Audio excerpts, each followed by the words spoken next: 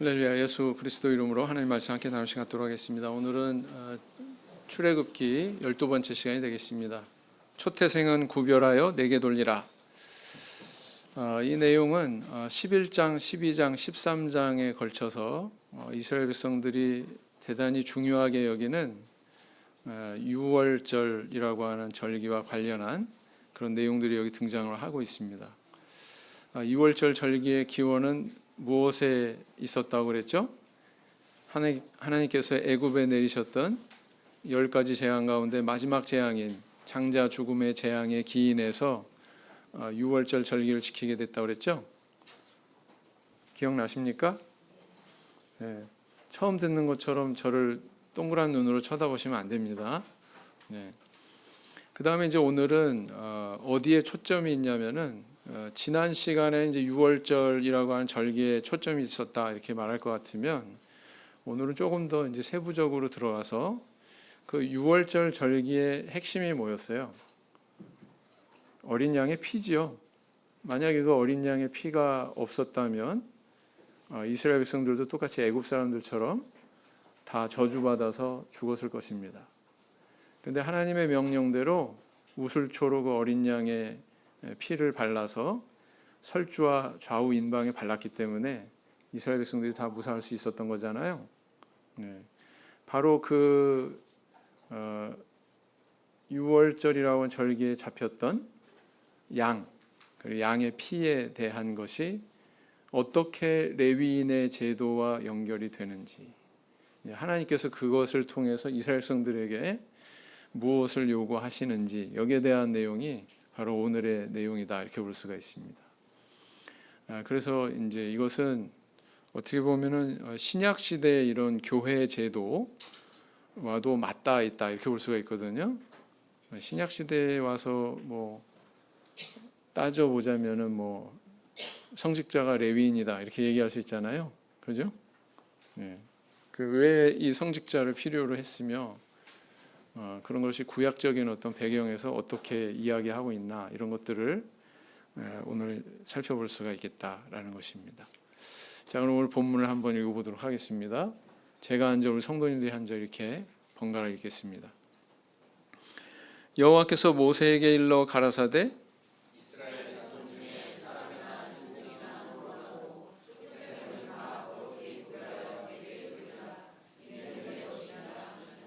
모세가 백성에게 이르되 너희는 애굽에서 곧 종되었던 집에서 나온 그날을 기념하여 유교병을 먹지 말라. 여호와께서 그 손의 권능으로 너희를 그곳에서 인도하여 내셨음이니라.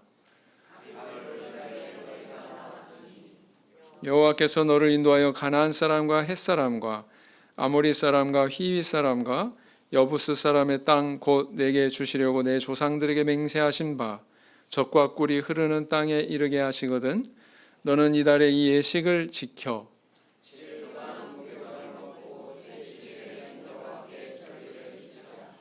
7일 동안에는 무교병을 먹고 유교병을 너희 곳에 있게 하지 말며 내 지경 안에서 누룩을 내게 보이지도 말게 하며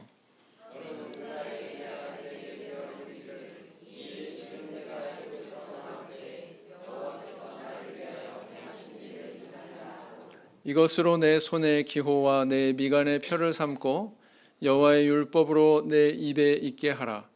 이는 여호와께서 능하신 손으로 너를 애굽에서 인도하여 내셨음이니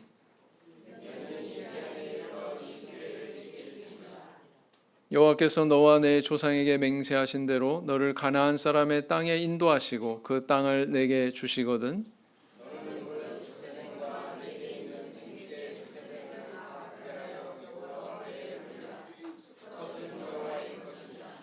나귀의 첫 새끼는 다 어린 양으로 대속할 것이요 그렇게 아니하려면 그 목을 꺾을 것이며 너의 아들 중 모든 장자된 자는 다 대속할지니라.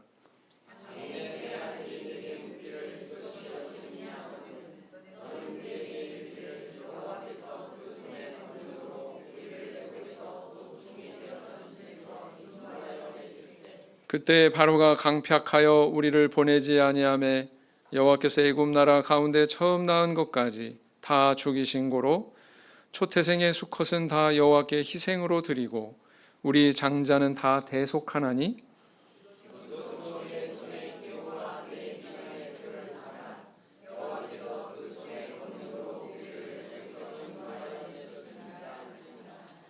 바로가 백성을 보낸 후에 블레셋 사람의 땅의 길은 가까울지라도 하나님이 그들을 그 길로 인도하지 아니하셨으니 이는 하나님이 말씀하시기를 이 백성이 전쟁을 보면 뉘우쳐 애굽으로 돌아갈까 하셨음이라.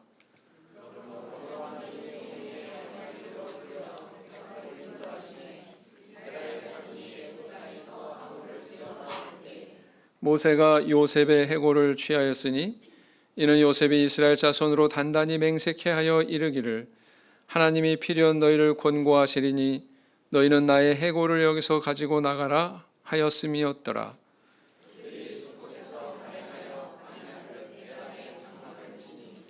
여호와께서 그들 앞에 행하사 낮에는 구름 기둥으로 그들의 길을 인도하시고 밤에는 불 기둥으로 그들에게 비추사 주야로 진행하게 하시니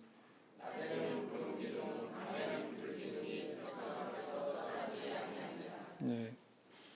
그래서 오늘 이 내용을 보면 항상 하나님께서 하시는 말씀의 내용이 대부분이었는데 오늘은 또 특이하게도 모세가 이제 백성들한테 하는 그런 이야기들이 주류를 이루고 있습니다. 그러나 이것은 또 하나님께서 모세에게 명하신 내용이기 때문에 하나님께서 하신 말씀과 동일하다 이렇게 생각해도 무방하다 이렇게 볼 수가 있죠. 자, 오늘 본문 내용을 어떻게 읽으셨는지 한번 살펴보겠습니다. 사람이든 짐승이든 초태생에 대한 하나님의 명령은 무엇인가 그랬어요. 오늘 초점이 초태생에 있다고 그랬습니다. 초태생에 대해서 하나님께서 어떻게 명령하셨어요? 다 거룩히 구별하여 내게 돌리라 이렇게 말씀하셨습니다. 왜냐하면은 누구 거라고요? 이 소유권이 이는 내 것이니라 이렇게 말씀하신 거예요. 하나님 거다 이렇게 얘기하고 있는 거죠. 어떻게 이렇게 주장할 수 있을까요? 하나님께서 이스라엘 백성들을 향해서 너희들은 내 거다 이렇게 말씀하신단 말이에요. 두 번째, 아비벌 애굽에서 나온 날을 기념하여 무엇을 먹고 무엇을 먹지 말라고 하셨는가? 여기 보니까 뭘 먹지 말라고 그랬어요? 유교병을 먹지 말아라. 그리고 무교병을 먹어라. 왜 이렇게 대비시켜가지고 이렇게 말씀하고 있을까요? 구별하라는 거예요. 구별하라. 이것을 구별하라고 하는 의미로 이렇게 말씀하시는 겁니다. 그리고 또 한쪽으로는 기억해라. 뭘 기억하는 거예요? 유월절 그 하나님께서 내려주셨던 구원의 은혜에 대해서 기억하라 이런 의미다라는 것입니다. 하나님께 드릴 수 없는 나귀와 같은 짐승이나 사람은 어떻게 하라고 하셨는가 그랬습니다. 다 그 초태생은 하나님의 거니까 하나님께 돌려라 그랬는데 나귀는 하나님께 드릴 수 있어요? 없어요? 제물로 드릴 수 있어요? 없어요? 없어요. 부정한 짐승이기 때문에. 그래서 어린 양으로 대신해서 드려라. 나귀 대신 드려라. 왜냐하면 부정한 동물이니까. 그 다음에 사람은 어떻게 해요? 장자된 자. 사람으로서 초태생, 장자된 자는 역시 다 대속할지니라 이렇게 말씀하십니다. 하나님께서는 인신제사를 허용하셔요? 안 하셔요? 안 하셔요. 사람을 제물로 드릴 수 없다. 장자도 그러나 대속을 해야 된다. 이렇게 말씀하고 있습니다. 그 다음 네 번째. 하나님이 블레셋 땅의 길이 아니라 홍해의 광야 길로 인도하신 이유는 무엇인가 그랬습니다. 본문에 보면 그 이유를 밝히고 있죠. 성경에서는 마치 그 하나님께서 이렇게 뜻하셨다 또는 이건 저런 뜻이다라고 이렇게 설명하는 경우가 있는데 사실만 서술하는 경우도 있지만 이렇게 이유에 대해서 설명하는 경우가 있는데 그것은 저자의 해석이다 이렇게 볼 수가 있는 거죠. 어떻게 기록하고 있습니까? 이 백성이 전쟁을 보면 뉘우쳐서 애굽으로 돌아갈까 봐 하나님께서 홍해의 광야길로 인도하셨다 이렇게 기록을 하고 있습니다. 그러나 민수기의 서술은 조금 다르죠. 이게 직접적인 원인이 아니라 이스라엘 백성들이 바로 갈 수 있는 지름길이 아니라 홍해 쪽으로 이렇게 내려가서 광야길로 간 이유가 있었죠. 가데스 바네아에서 정탐꾼들을 보냈는데 그게 그렇게 썩 좋은 결과가 나타나지 않았어요. 그죠?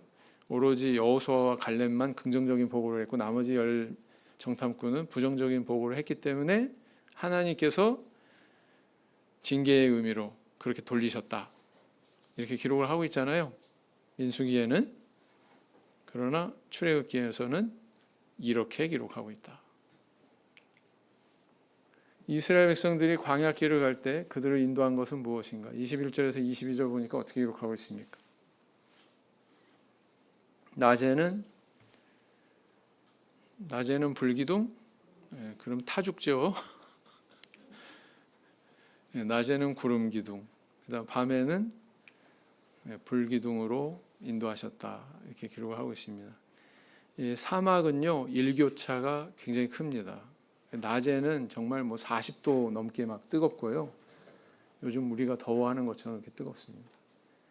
밤에는 어떻게 되냐면 캐시미어 그 담요를 덮어야 될 정도로 거기 이제 성지순례 가면은 그 베두인 그 천막에서 호텔처럼 꾸며놓고 이렇게 재우는 그런 숙박 시설이 있습니다. 거기 보면은 막 두꺼운 캐시미어 담요가 있어요. 그래서 더워 죽겠는데 이거 어떻게 덮고 자라고 이걸 여기다 갖다 놨지? 근데 밤이 되잖아요. 기온이 급강하해서 이거를 막 머리 위에까지 이렇게 올려야 돼요. 그래야 잠을 잘 수 있습니다.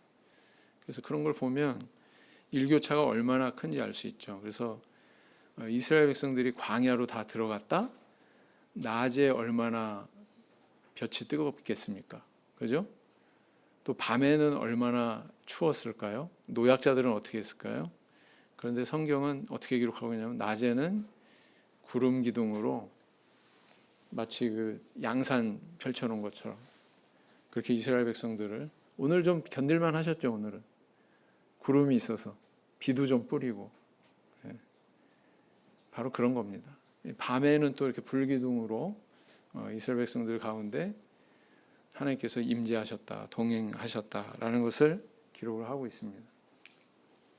아마 이러했을 거예요. 광야에 저기 회색으로 검은색으로 이렇게 빼곡하게 쭉 성막을 둘러서 이스라엘 백성들의 진영이 쳐져 있고 재밌었겠죠. 날마다 캠핑하고 재밌었을까요? 캠핑도 날마다 하면 재밌을까? 진명이가 도리도리하네요. 캠핑은 주로 이제 초등학생 때까지 가고 더 나이를 들면은 안 가더라고요. 학생 되면은 잘 안 가더라고요. 왜냐면 해야 될 일이 많으니까. 그래도 가는 사람은 부지런한 사람인 것 같다. 밤에는 아마 이러했겠죠, 그죠? 밤에는 이건 또 그 신약 시대 가서 뭘 상징하나 한번 생각해 볼 수가 있고요. 하나님께 드려지는 이런 그 정결한 동물, 정결한 제물은 딱 정해져 있었습니다. 소, 양, 염소, 비둘기, 곡식가루. 그죠? 레위기서에 보면 이 정결한 동물에 대한 그런 기록들이 쭉 나오는데 이런 동물들이 하나님께 바칠 수 있는 정결한 짐승과 또 곡물이었다라는 것입니다. 이걸 보면 뭘 알 수 있다고 그랬어요? 기억나십니까? 개로 시간에 제가 한번 했는데 좀 복습을 해보면 소를 드려라 그랬는데 거기에 힘이 미치지 못하면 이렇게 나와 있어요. 그러고서 양, 그 다음에 또 거기에 힘이 미치지 못하면 또 염소 이러면서 계속 이렇게 내려가고 있죠. 뭘 알 수 있어요? 우리 하나님께서는 그 재력의 정도에 따라서 재물의 종류는 바뀌어질 수 있지만 모든 사람들이 다 이렇게 하나님 앞에 섬기고 재물을 드릴 수 있는 그런 길은 열어주셨구나라는 거 알 수 있습니까? 없습니까? 부자나 가난한 자나 다 이렇게 하나님 앞에 평등하게 예배자로 나아갈 수 있도록 이렇게 길을 열어주셨다는 거예요. 참 중요한 사실이죠? 네, 그렇습니다. 그래서 이거 이외의 동물들은 오늘은 이제 본문에 대표적으로 나귀가 등장하고 있는데 이것은 대속해야 됐다. 양으로 대속해라. 이렇게 특별히 말씀하고 있는 겁니다. 자, 그럼 사람에 대해서 초태생을 구별하여 돌리라는 것은 어떤 제도로 이어지는지 민수기 내용을 살펴보고 이야기해 보자 그랬습니다. 민수기 3장과 8장에 보면 이와 관련된 내용이 나와 있는데요. 그 내용의 골자는 뭐냐면 장자 죽음의 재앙을 이스라엘 백성들은 면했어요. 아까 서두에서 말씀드린 것처럼 우슬초로 피를 발라가지고 피를 찍어가지고 설주와 인방에 바른 그 행위 때문에 이스라엘 백성들은 면할 수 있었어요. 만약에 하나님께서 그렇게 지시하신 대로 안 했다면 이스라엘 백성들을 잃을지라도 어떻게 됐을까요? 초태생이 다 죽었겠죠? 사람이든 짐승이든. 네. 근데 그 행위가 있었기 때문에, 피를 바르는 그 행위가 있었기 때문에 그 저주가 임하지 않았던 겁니다. 그런데 이때 하나님께서 너희들 이렇게 해서 그 초태생이 죽는 것을 면하게 해줬으니 그 초태생은 내 거다, 이렇게 요구하기 시작하신 거예요. 네, 하나님께서. 그런데 이렇게 장자를 다 하나님께 드릴 수는 없기 때문에 대신 누구를 드린 거냐면은 레위인을 드린 겁니다. 레위인을. 뭘 할 수 있어요? 우리 가정마다 사실은 장자들은 다 하나님 성전에 보내셔야 돼요. 저한테 보내셔야 돼요. 솔진이 보내셔야 됩니다. 은우도 보내셔야 되고 승유도 와야 돼요.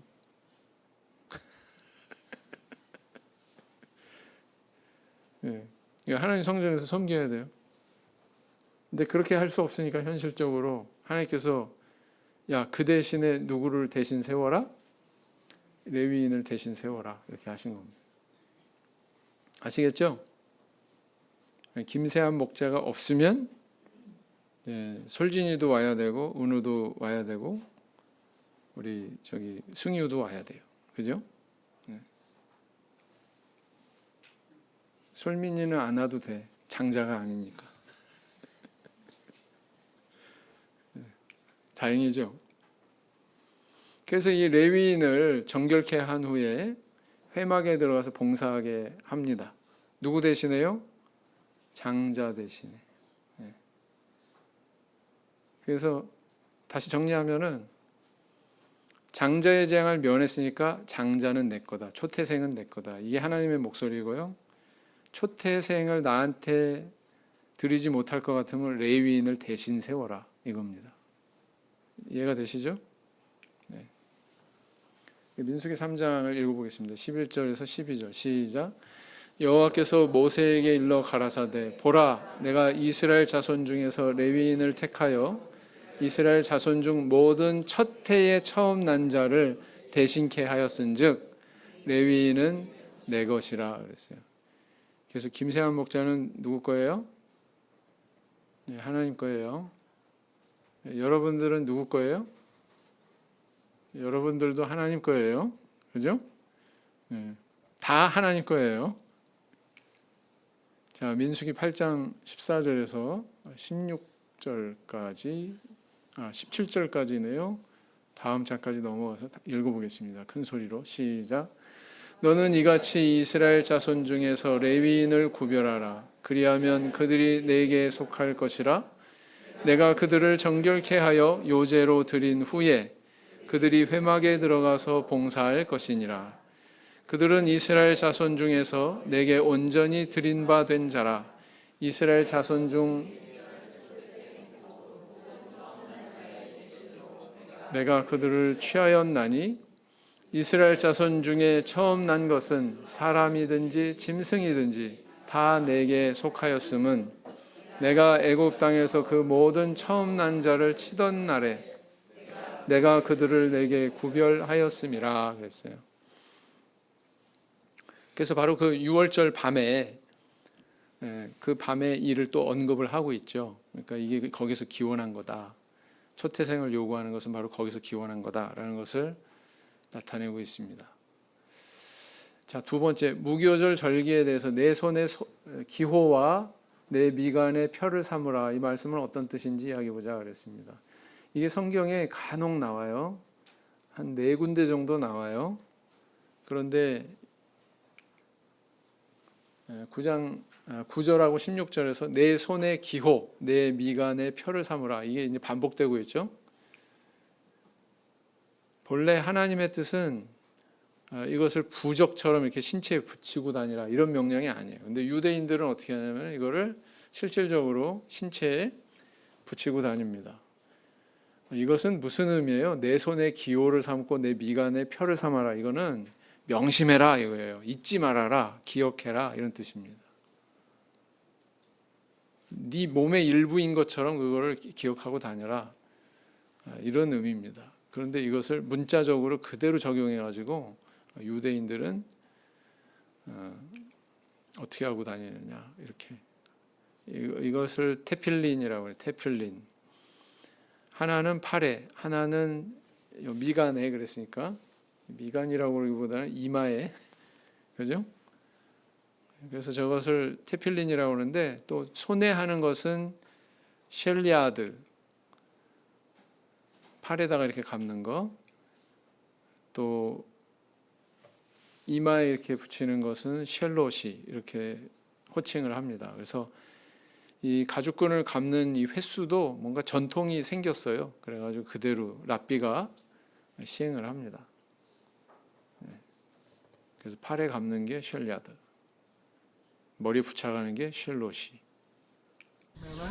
동영상으로 한번 확인해 보세요. Come and see it. 랍비가 또 뭘 시켜요. 뭐라고 또 저 사람도 따라해요. I see what we're doing over here is wrapping tefillin. Tefillin is a commandment from the Bible. You should bind them on your hand as a sign and a reminder between your eyes. It's a sign of God choosing us as the Jewish people and a reminder of all the miracles God did to us. Yeah. Yeah, we see you want to put on tefillin. Come on, Daddy. Bring your kid over. He's not a missionary guy at all. Where you guys from, Frisco also? You know how they know each other? They're playing rugby. 저 끈의 끝에도 something 작은 strange that 상자가 only they are 있어서 doing 거기에 it. 성구가 들어있어요. Rugby. 성구가 한 4개 부분이 Rock, 들어있어요. yeah. They're rocking all day. 대표적인 건 뭐냐면 신명기 6장에 있는 6장 Yeah, so crazy 4절부터 people. 9절까지 흔히 쉐마라고 하는 이스라엘아 들으라 주 너의 하나님이 유일한 주시라 하면서 시작하는 거 있잖아요. More rougher. 그게 이제 대표적인 구절이다. No pads. No bad. Go for gold.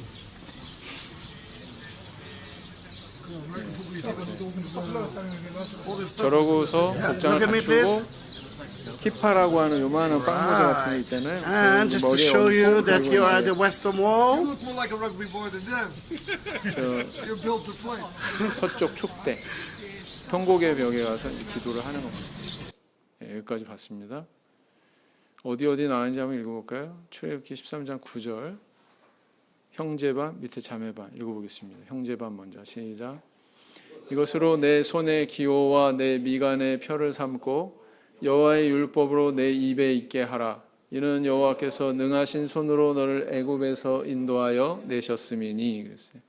자매반. 이것으로 내 손의 기호와 내 미간의 표를 삼으라.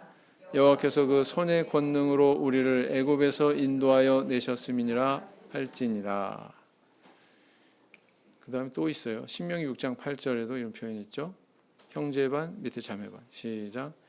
너는 또 그것을 내 손목에 매어 기호를 삼으며 내 미간에 붙여 표를 삼고. 신명기 11장 18절. 이러므로 너희는 나의 이 말을 너희 마음과 뜻에 두고 또 그것으로 너희 손목에 매어 기호를 삼고 너희 미간에 표를 붙여 표를 삼으며 그랬어요.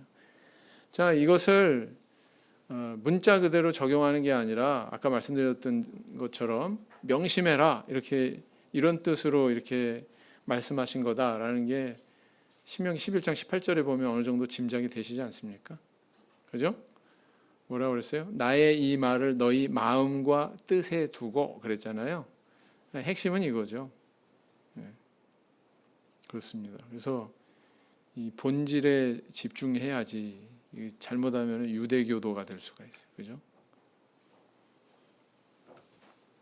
그다음 나귀의 첫 새끼를 어린 양으로 대속하거나 사람의 장자를 대속하는 이유에 대해서 이야기해 보자. 이유가 뭐예요? 부정한 동물로 분류되니까 나귀를 직접 드릴 수가 없다. 드릴 수 없으니까 뭘로 대신하라고 지침을 주고 있는 겁니까? 어린 양으로. 그다음 이스라엘 백성들 가운데 첫 태생 장자인 경우도 마찬가지로 대속을 했는데 이 경우에는 어떻게 했어요? 민수기 18장에 보면 성소의 세계를 드렸습니다. 말하자면 돈으로 드렸다 이거예요. 민수기 18장 15절에서 16절 읽어보겠습니다. 시작. 여호와께 드리는 모든 생물에 처음 나는 것은 사람이나 짐승이나 다 내 것이로되 사람의 처음 난 것은 반드시 대속할 것이요 부정한 짐승의 처음 난 것도 대속할 것이며 그 사람을 속할 때에는 난지 1개월 이후에 내가 정한 대로 성소의 세겔을 따라 은 5세겔로 속하라. 한 세겔은 20계란이라. 여기 그 오타가 있는 것 같네요. 그죠? 15절에 보니까 다 내 것이로되 이렇게 돼 있잖아요. 이 성경 구절은 어떻게 돼 있어요? 베들레헴 소프트웨어가 오류가 있는 거네. 너희예요, 나이예요? 나이로 돼 있지 않아요? 예? 제가 착각했네요. 내용을 보고서 이 의미를 파악했어야 되는데 여호와께 드리는 모든 생물에 처음 나는 것은 사람이나 짐승이나 다 맞는데 네. 뭐라고 돼 있어요? 너희라고 돼 있어요? 내 것이로되 사람의 처음 난 것은 반드시 대속할 것이요 부정한 짐승이 처음 난 것도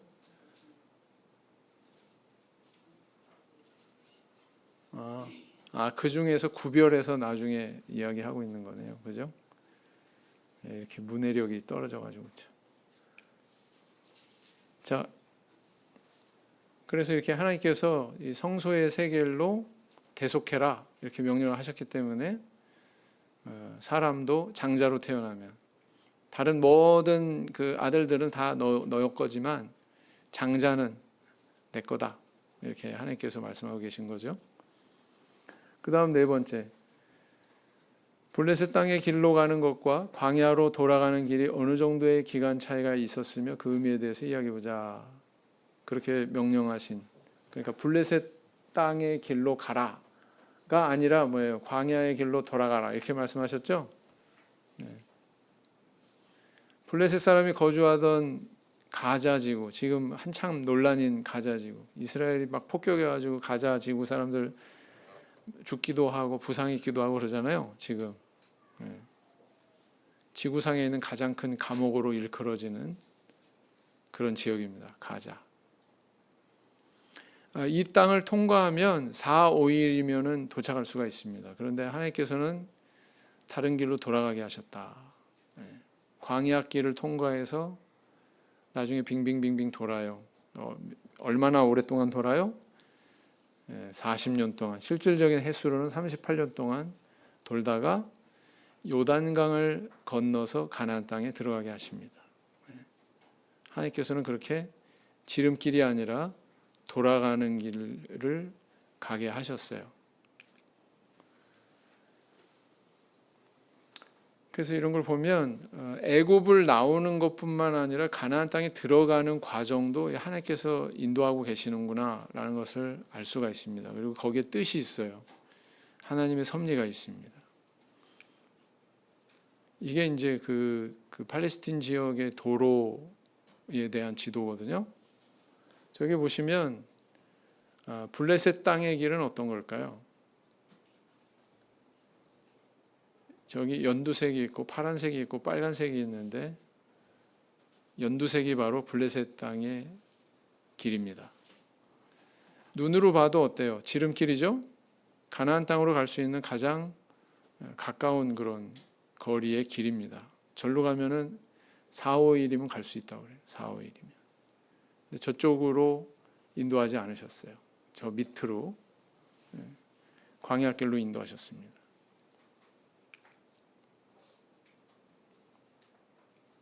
그래서 이런 길로 인도하신 것도 역시 하나님이시다. 출애굽기 20장 2절 읽어보겠습니다. 형제반 밑에 자매반 시작.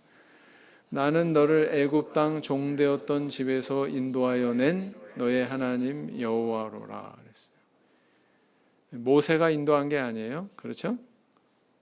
모세와 아론이 인도한 게 아니고 누가 인도하셨다고 성경은 증거하고 있습니까? 하나님께서 인도하셨다. 이렇게 말씀하고 있습니다. 자매반 시작. 나는 너희의 하나님이 되려고 너희를 애굽 땅에서 인도하여 낸 여호와라. 내가 거룩하니 너희도 거룩할지어다 그랬습니다.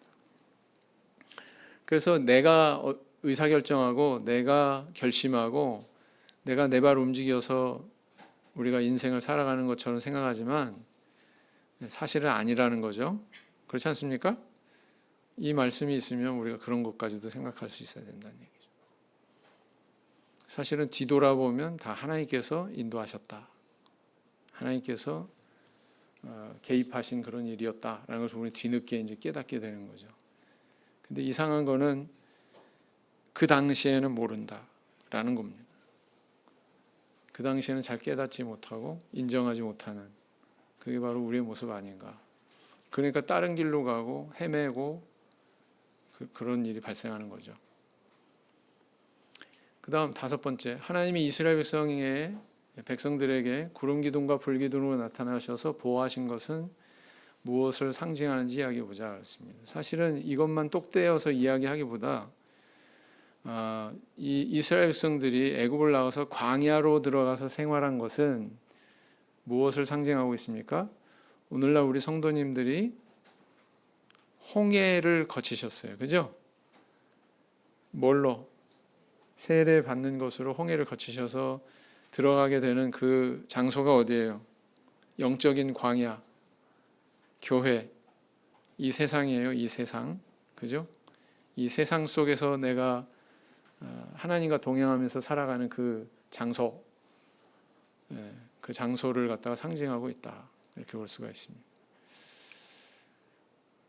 시편 78편, 느헤미야 9장, 이사야 4장에서 바로 이 부분을 인용을 합니다. 어떤 부분을요? 구름 기둥과 불 기둥, 이 부분을 인용을 하고 있습니다. 이사야 4장에 보면 이것이 가장 어떻게 보면 이것은 상징적인 의미다라는 것을 제시해 주는 그 근거가 된다 이렇게 볼 수가 있습니다. 왜냐하면 이제 성령의 은혜를 서술하고 있거든요. 신약 시대에 이루어질 성령의 은혜에 대해서 서술하고 있기 때문에 그렇게 판단하는 겁니다. 시편 78편 14절에 형제반 읽어보겠습니다. 시작. 낮에는 구름으로 온 밤에는 화강으로 인도하셨으며, 여기는 불이 아니라 뭐라고 그랬어요? 화강으로. 그 말이 그 말이죠. 뭐. 그죠? 자매반 시작. 낮에는 구름 기둥으로 인도하시고 밤에는 불 기둥으로 그 행할 길을 비치셨사오며 그랬습니다. 느헤미야서에서도 이 과거의 역사를 인용을 하고 있어요. 이건 뭘 의미합니까? 기억하라는 거죠. 과거의 역사를 기억해라. 사실은 11장부터 13장까지 하나님께서는 이스라엘 백성들한테 기억하라고 하시는 거예요. 기억하라고. 뭘 통해서 기억해요? 이 마지막 장자 죽음의 재앙의 그 때를 해 첫 달로 삼아라. 그 의미는 뭐예요? 기억해라. 이거예요. 기억해라. 그리고 또 절기를 지켜라. 6월절 절기를 지켜라. 이것도 뭐예요? 그것을 기억해라. 이거예요. 그 구원의 해를 기억해라. 그 다음 또 무교절을 지켜라. 그게 뭐예요? 기억하라 라는 것입니다. 그리고 또 뭐예요?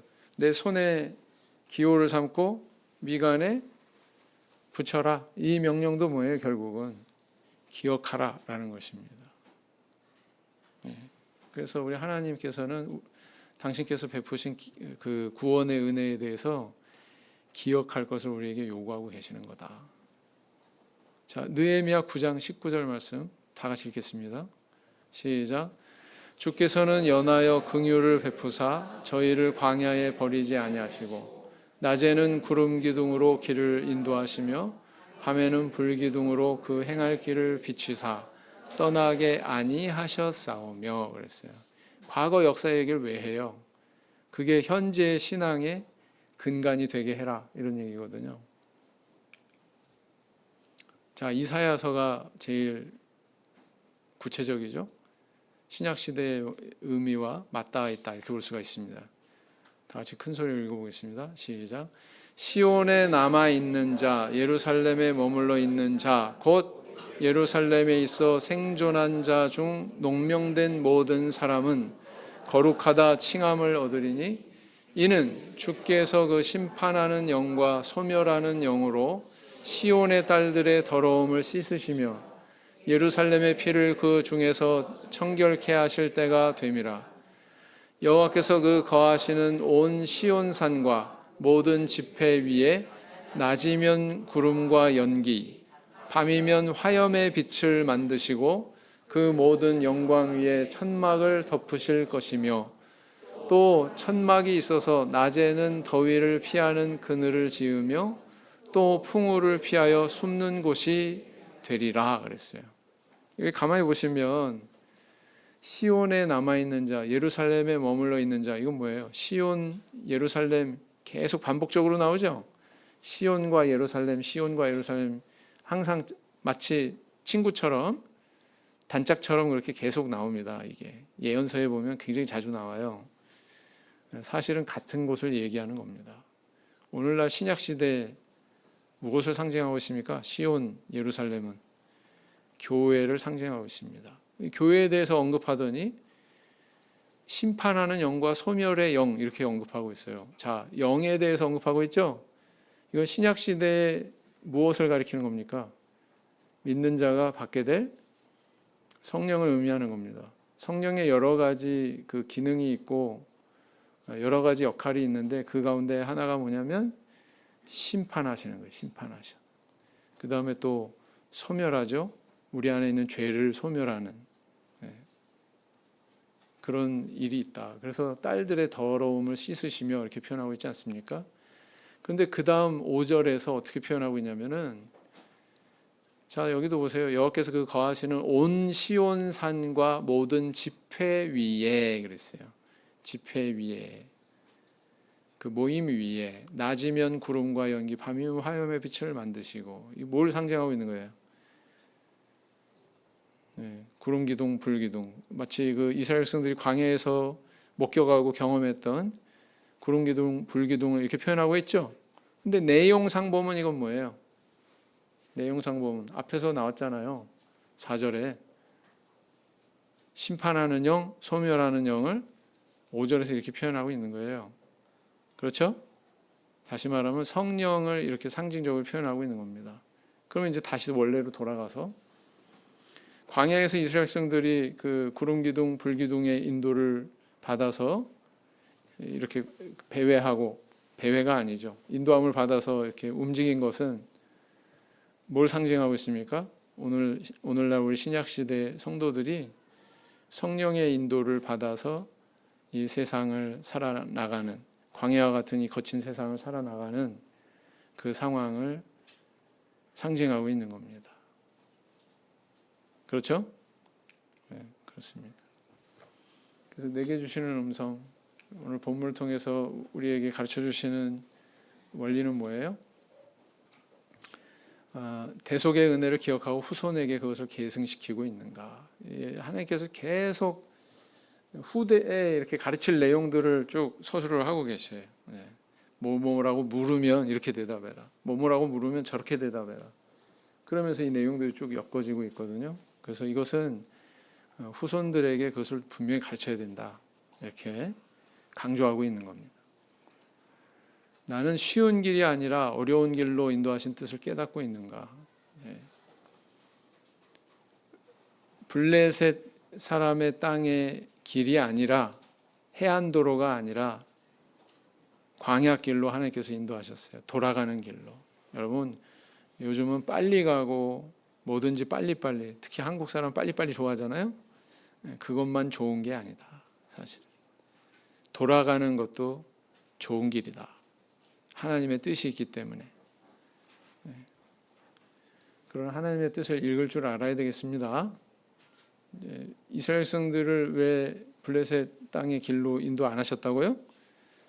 전쟁이 일어나면 뉘우쳐가지고 애굽으로 바로 턴백 바로 돌아갈 것 같으니까 그렇게 인도 안 하셨다 이렇게 이야기하고 있는 겁니다.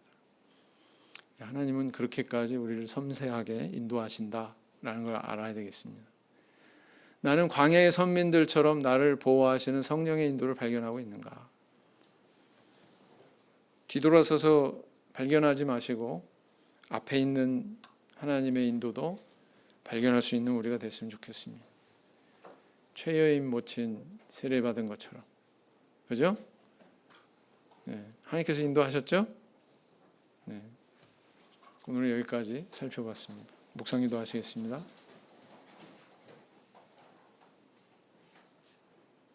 아멘.